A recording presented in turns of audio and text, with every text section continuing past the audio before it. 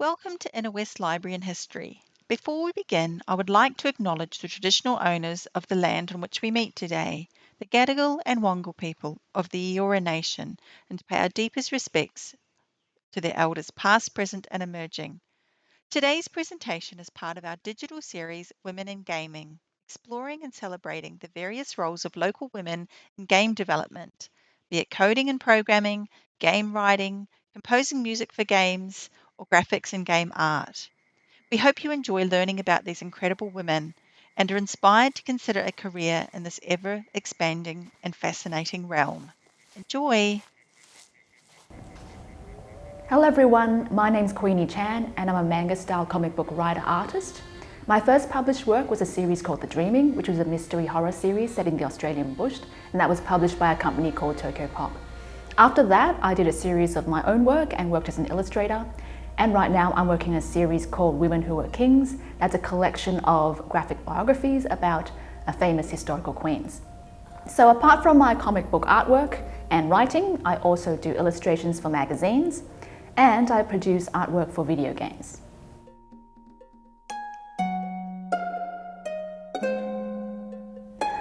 Well, there's many different types of video game art and people have different ways of categorizing them, but I personally like to put them into three kind of broad categories.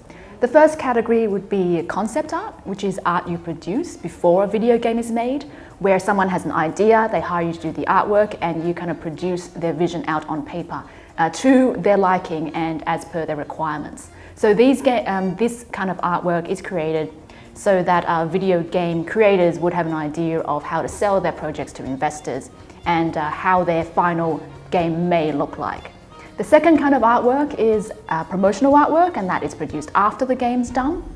Okay, so this kind of artwork again is nothing like concept art in that it is meant to sell a project, but it could end up looking very different to the original concept art as things change in game development. So the last kind of artwork is in-game art. That's artwork produced specifically for the game itself. And there's many differences between this kind of art and the other two categories. The first two categories, they tend to be more traditional kind of illustration and involve things like sketching, and depending on the requirements, some producers may want really detailed artwork and some of them may want just rough sketches depending on what it is, that their personal preferences are. In terms of in-game art, there are certain things you have to be careful of because in-game art is about the technical limitations of the platform that you're creating it for. So for example, if you're creating a game that is made for the mobile phone versus a game that's made for the PS5, these two hardware platforms are going to be extremely different and their processing capabilities are very far away from each other. So if you're a game creator and you're creating in-game art, you've got to understand what these differences are. Well, most artists who work on games tend to work on it as a team. So sometimes you have people who work individually and they do everything themselves. In that way, they could just decide what it is they want to draw and their characters and their backgrounds. But if you're working with a team, you will probably have to defer to the writer, the producer, the person who's a game designer, depending on what all their roles are, in that they would probably have a design brief for you and they would in it specify what it is they expect from you. And they probably hired you because they liked your art style anyway. So if you have some kind of portfolio online or some Instagram accounts, a lot of these producers and creators looking for artists do tend to go there and have a look. So if they like your style, they would probably hire you. So you do work for them in that instance.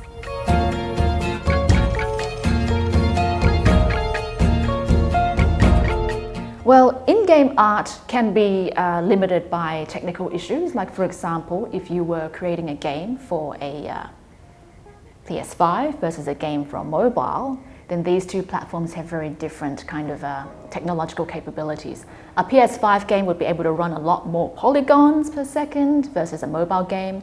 So regardless of whether you're doing 2D or 3D art for those kind of games, you have to know what maximum limitations that game platform has.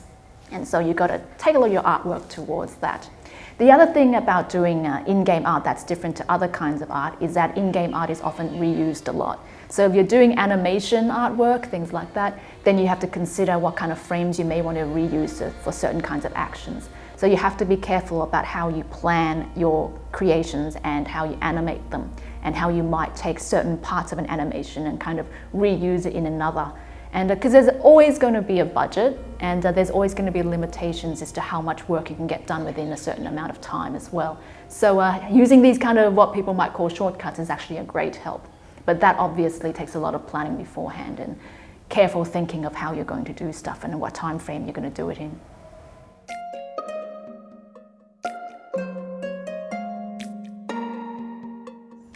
There's several kinds of in-game art that people produce, and I'll just loosely split them into two categories, 2D and 3D. With 3D art, it's quite interesting because a lot of 3D modelers, as they're called, don't actually have any kind of traditional 2D hand-drawing art skills. So I would argue that if you want to be a 3D modeler, you probably don't need to be able to draw by hand on a piece of paper. But that's just my perspective. Even though the very best 3D modelers also know how to draw, because it does help them with other aspects of 3D modeling that is beyond creating the character model that you're going to use, because you are going to have to color the model in and do shading and give them faces and particular items to wear, things like that. So that does require some art skills. In terms of 2D art, having traditional hand drawing skills really helps a lot for 2D art, but it is not necessary again. I divide 2D art into several categories. One is hand-drawn animation that I think you need to be traditionally trained in through a school, because hand-drawn animation, a lot of these people go on to become animators in the animation industries, and if you're able to animate well, then you would have a very broad range of career choices that you can have, particularly in producing animation for television, things like that, or maybe advertising. And then there's other kinds of 2D artwork, that's like 2D skeletal animation. So that is produced in a way that is very different from hand-drawn animation, is that it's easier, and that requires assets to be prepared in a certain way, but apart from that requires traditional 2D hand-drawing skills. And then you just take the body parts and then you put them together within the context of the game, as I'll show you later. The last kind of 2D art is pixel art, or as they call sprite art. So pixel art is a type of art style that's specific to games, and if you've seen any pixel art, then you'll know that a lot of the time it involves some very low resolution artwork and having giant pixels where you kind of put blocks of color on and kind of build a little low resolution character out. So this kind of artwork is very common amongst indie games, and they're not difficult to do as well. If you want to do it very well, then it is going to be very difficult because it does require some very good hard skills if you want to do pixel art at the highest levels. But for a beginner, I think pixel art is fairly easy and you don't need much training to get into.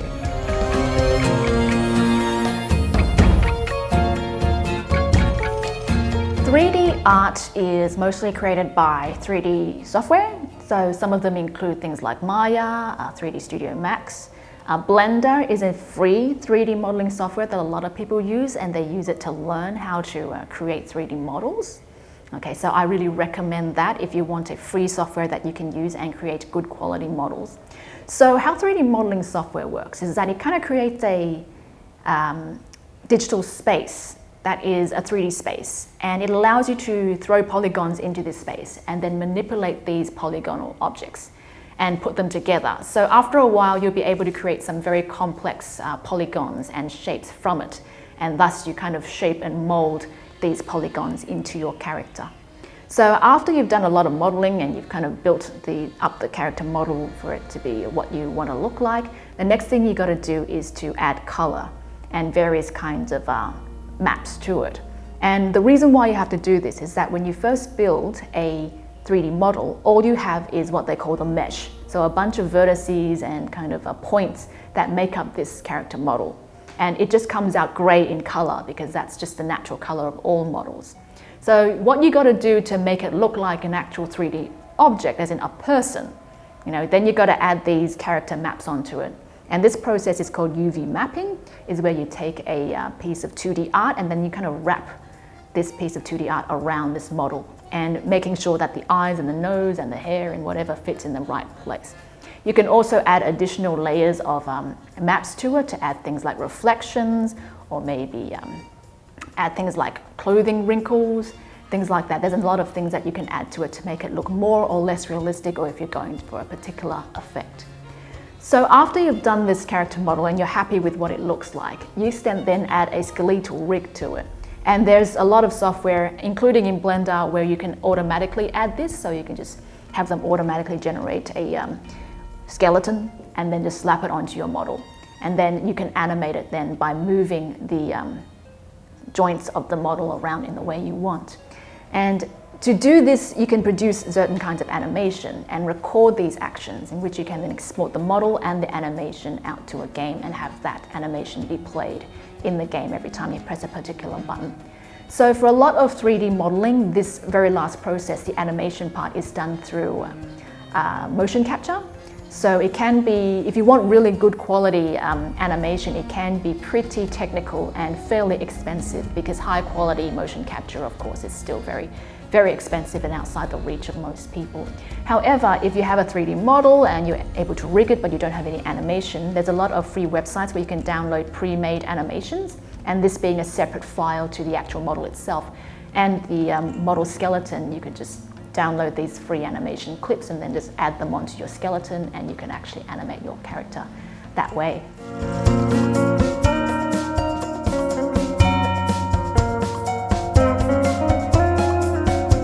Well, as I said before, there's several different kinds of 2D animation and 2D kinds of game art. The first one is hand-drawn animation, and that is pretty much the same as you would see for TV animation. Of course, you are drawing for a game, so the specifications of what you're drawing will be different. But hand-drawn animation is the type of animation that's the most expensive, but also the most expressive. So very few games use hand-drawn animation because of how much it costs. But if you have a game with hand-drawn animation, it's immediately apparent because the characters are so much more expressive, they move so much more fluidly, and so on. So unfortunately, you need actual professional training to be a good 2D animator for hand-drawn art. So if you're starting off, that might not be the best option for you. And plenty of games, 2D games, are produced using other kinds of 2D art. So the second most popular kind of 2D artwork is a 2D skeletal animation. So what happens there is that you take an existing piece of artwork, say of a character, and to set it up so that you can do it using skeletal animation. And this skeletal animation uses the same kind of principles as that of the 3D modeling, in that you take an existing 2D art and then you put a skeleton on it and then move the joints to make it move. So that means that when you do produce artwork for 2D skeletal art, you have to take a character and then break them down into limbs and parts like heads, neck, arms, left arm, left forearm, right forearm, their hands, their fingers. You might have to, depending on the level of complexity, you have to break that down into different art pieces. And you can do that in any kind of software program like Adobe Photoshop, or I use Clip Studio. GIMP is another free software that people can use for that sort of thing. So you just prepare this character and break it up into particular pieces that you hope to animate. And then when you bring them into a program like Unity, which is a game engine that people use to make games, a lot of these kinds of game engines have functions by which they allow you to take this shattered person and then put them together by adding skeletal bones onto it. So you would take the spine and the body of the character, add a bone, and then take their arm and add a bone, and then put the arm onto where that person original body is, and then you just kind of repiece together that character, this time with a 2D skeletal frame. After that, you just move it like you would in a 3D model, in that you move the limbs of the 2D skeleton, and you could actually bend the shape of this artwork along with it so that it looks a bit more realistic. And then you can record that animation and reuse it in game. So this is a very popular way of creating animation that uses the exact same character model that you've created. The only problem with this kind of animation, even though it can look quite good, is that sometimes the characters can look quite stiff and they look nowhere near as fluid as hand-drawn animation. But if you don't have that kind of budget, that is a very good form of animation that you could go into. The last kind of animation is 2D pixel art. So pixel art is a throwback to the heydays of video gaming in the 80s and 90s, where technical limitations means that Super Mario can only be like 8 pixels wide and be made out of 3 colors. Now, back in the 80s and 90s, games used very obvious pixel art because the technology wasn't there yet. But nowadays, when we don't have that problem, people like to use pixel art as an aesthetic choice, in that it just looks good. You know, they just like the way that it looks. So pixel art is something that is specific to gaming itself. And because it is actually a little bit like hand-drawn animation, but not quite, because you're not drawing anything by hand. You are placing big blocks of color onto a kind of a file, and then you kind of animate it in sequence. And so people understand the concept of animation in general, in that you overlay one frame on top of each other to create the illusion of movement. Now, you cannot do hand-drawn animation because you don't have the skills, but you kind of have an idea of how blotches of color could make up a particular little person-shaped thing, then 2D pixel art is actually a very good choice for you, and great for beginners because it is easy to get the basics of animation down using that without much of the actual hand-drawing skills. So there are some software that I like to recommend for a 2D pixel art because it is quite popular, and there's a crap ton of them out there, but the one that I use is called Asesprite, so A-S-E-S-P-R-I-T-E. So it does cost about 30 Australian dollars to buy, but the best thing about this software is that if you resize pixel art in this software, the pixel art resized image will come out very clean looking, as opposed to other software like Adobe Photoshop, where they kind of make the picture blurry when you resize it. So I really recommend Asesprite if you want to work on 2D pixel art.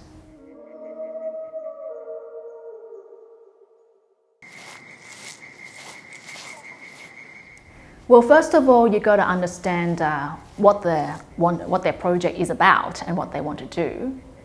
Okay, typically people can be quite good with what their requirements are for a particular project, but sometimes they may not be, and I think that it is the job of the game artist to have an idea of what kind of technical limitations the project would have if they go for a particular kind of art style, or if their budget isn't quite up there. So I always recommend that game artists have an idea, or at least an understanding of the technical side of game production, so that they would be able to keep an eye out for certain kinds of scheduling or budgeting issues.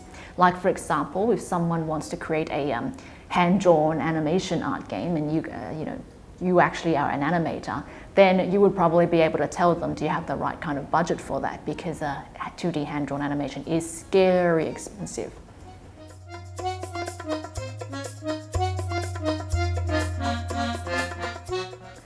This is a very important issue. With the artist, copyright is always a big problem because a lot of people don't really understand copyright law. So with finding artwork online, okay, there are certain ways that you could do it with particular examples like royalty-free artwork. There are websites that specifically say we have a repository of art that you can download and you can use them in royalty-free kind of situation, meaning that you can just download them and use them and not attribute anybody for them. So these are sort of things that you've got to keep in mind. These are the best kinds of artwork repositories that you can get because they're copyright free, but there are other kinds of copyright structures like Creative Commons, sometimes where you have to attribute people, or maybe you can also buy artwork of particular websites if you want to use that artwork in your game. And so once you buy them, typically you can just do whatever you want with them, but it depends on the terms and conditions of that website. Of course, a lot of game engines like Unity and Unreal, they also have asset stores where you can go up and buy 3D models or 2D art off them and use them in your game. So that's another possibility, but again, you have to check the terms and services of using those kinds of stores. The other thing about copyright is basically copying other people's art and creating your own art based off that. Now, this is a legal grey area that's kind of difficult to deal with because if you're an artist on the game and you end up doing something like that, then you are kind of legally responsible for any kind of legal action that could come your way because of using art in a particular way. Under normal circumstances, the fair use rule applies, so that if you download artwork from a photo website, let's say somebody took a photo and they put it up online, and then you download that artwork and you change it enough and use it in a way that is different to what the original purpose of that artwork is, then you can make the fair use argument in that, yes, I used this artwork as a basis of my existing art, but it looks different enough and that its purpose and what it's being used for, as in in-game art, is different to its original purpose, then you can make that argument. But it's actually still a very difficult argument to make in court, and these are very difficult legal grey areas that people can find really hard to deal with. However, this sort of thing does depend on what kind of art you're doing. For example, if you're doing concept art and this concept art is not meant to be seen by anybody outside the game, so concept art typically isn't really seen by anybody outside the game developers and the investors. So with concept art, there's a little bit of leeway with that, and a lot of concept artists, because they have to produce a lot of artwork that is high quality and with a short amount of time, they use this process called photo bashing. So what it is they produce is that very detailed kind of character or background artwork. Typically it's background art. And so they go online and they find photos, and they take part of that photo and kind of insert it into the concept art to make it, just so they don't have to do so much work. And this is very, very common in concept art. Now, if this concept art was being shown to the general public, depending on how much they took of the original photo, this could be an issue. But because it's not really, so people don't really mind so much. And so you've got to be careful about things like that. But if you work in concept art, that is a great workaround, and you don't have to worry about copyright so much. So as long as it's clear that this artwork is not meant to be shown to the public. Well, I do a lot of hobby games, and I've always been a bit of a massive gamer fan since I was little. So I actually have a degree in information systems because my goal as a young person was to become a video game programmer.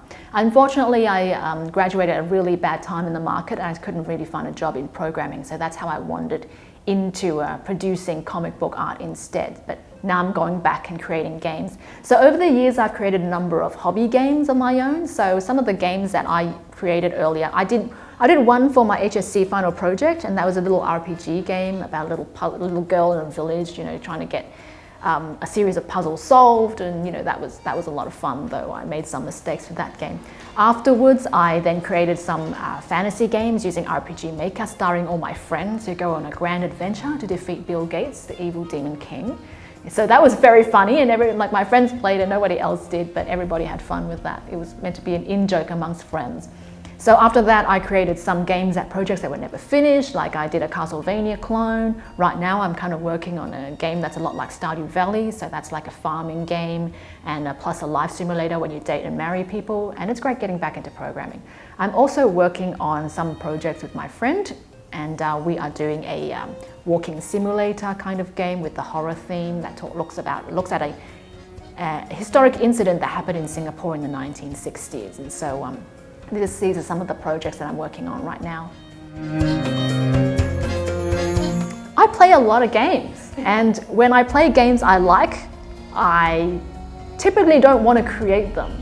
But sometimes when you come across something that is a type of game, and you come across another game that is a lot like the first but very different, you get that vibe. It's like, I want to make a new game that matches the two together. So I get a lot of inspiration from that. I'm seeing traditional kind of games and how people sometimes do their own take. And when that take is very successful, you're like, oh, I want to do that too. I want to create something like that as well and have other people play it. And it's going to be fun for me as well. So obviously when you want to start and create a game, you start off with a core idea that you would find appealing and that you would want to play. So I think that's the basis for comics and games, is that you draw comics that you want to read, and so you make games that you want to play.